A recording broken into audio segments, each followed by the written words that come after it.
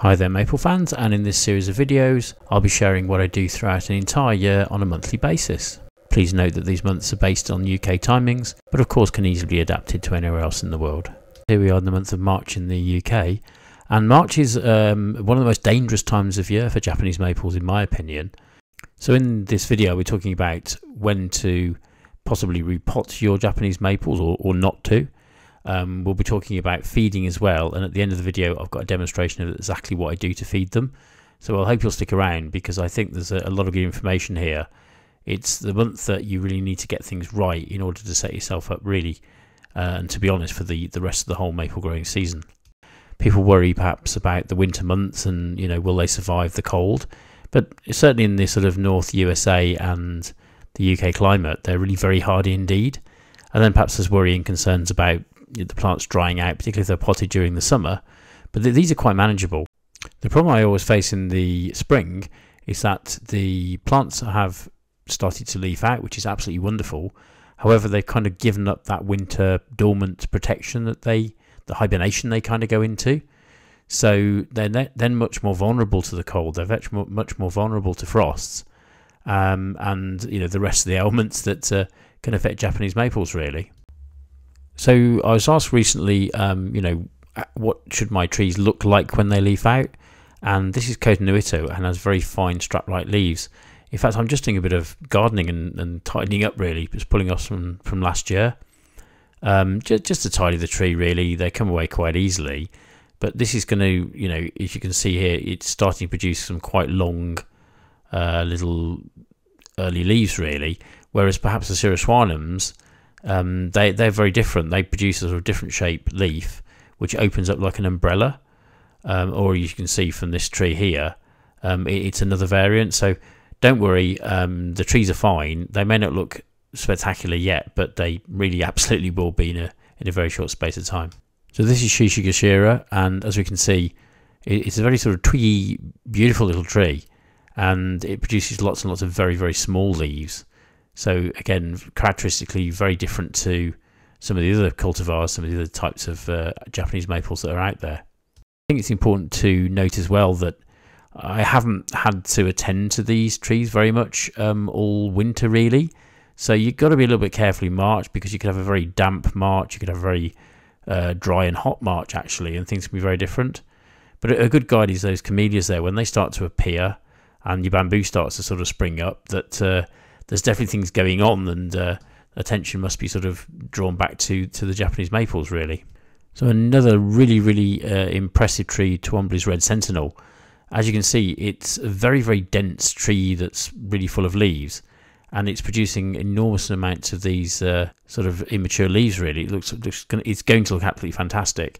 Just a note that I haven't found any issues with dieback on these trees whatsoever. I think because I didn't feed them a little late on in the season, I didn't get them to grow too fast at the end of last season before the frosts hit. That really helps to avoid dieback. So also this March has been a particularly good March for Japanese maples because it hasn't really been frosty. It's been really wet though, so that's something that's really worth coming back to, because when we come to repotting these trees, this can be quite disastrous if we're not careful. Also to note there that various cultivars will start to leaf out at very, very different rates. So the previous tree has got a lot of leaves, so is this one, but it's actually surrounded by the trees that mostly haven't. So there's definitely a difference in cultivars, there's differences depending on the location of them as well. So it's kind of hard to see and necessarily what's going to happen. And here we have some nice little trees that I decided not to repot last year, but leave them in their smaller pots, plenty of drainage around them, and they've done really well. Though just to note, there is some frost damage on there because some of the leaves have gone right kind of black on the right hand side. So bad positioning on my part, should have got them much closer to a fence actually. I think the wind's come over from the southern facing fence and kind of like crisped them a little bit. It'll be fine, but just a lesson there for next year. So this indeed is Katsura, which it can normally be relied on to leaf out fairly early. And you know, that's at a reasonably advanced state. It's just ready to sort of spread its leaves and sort of show its full glory really, which looks amazing. Again, every tree's different. I really would be very reluctant to repot at this point in the UK, because I know that the weather's really damp this time of year, in this particular year. So I would leave well alone. Just surrounding your trees with more soggy compost before they really get going can be quite detrimental. And I've done videos in the past where, you know, if you look, you'll see that the hidden killer of trees actually is roots damage. And we can note a burnt leaf or whatever, or a frost burnt leaf, but it's the roots that are actually key, and we need to maintain those by not sort of over potting really. So if you do want to over pot, just go one size up, maybe two at most. And I would do it when there's sort of the weather's a bit drier and the trees are in mid flow really, and they're going to sort of leaf out, absorb that water, use it, rather than just kind of sitting in it, I suppose. So here we have an orange dream that's planted in the ground, and you could certainly give that some Acer feed if you required. But what I've actually done is I've got some spoons here which I've measured out with defined quantities. So I know that particular spoon has about 10 grams of Acer feed. That's what it holds, and the teaspoon is kind of half of that. So about a 30 centimetre pot with this particular feed should be kind of 10 grams. So it's a really good way of kind of just measuring stuff out. This is PV Dave, another Acer. Again, I haven't repotted because I don't want to surround it with a load of wet compost and have a huge problem. I lost a couple of plants last year by doing that. So when it's leafed out, when it's a bit more established, I then rather have it in a ceramic pot because it will hold more moisture, and that's actually going to protect it from getting too dry. So the trouble is you only get to pot once. It's a bit like having a coat you've got to wear all year round. And a bit like with people, it's getting the timing right from moving from sort of winter gear into summer gear. And at this time of year, it can be quite difficult. So here is Trompenberg, and this is a great example of what I meant, because I really sort of over potted this for a couple of years really, and it just really struggled. And again, I did do a video on this, and I've down potted it to something much smaller, and it's leafing out, and it seems to be doing well. So I'm really pleased about that. So again, covering to the Acers, you can just measure the pots because I forget all the sizes really. This is sort of 29-30 centimeters, something like that, and just following the instructions on the back of the packet. What I would do, I've got my measures already there, so it's going to be a sort of 10 gram feed. And the whole point about this Acer feed is it needs to be slow releasing.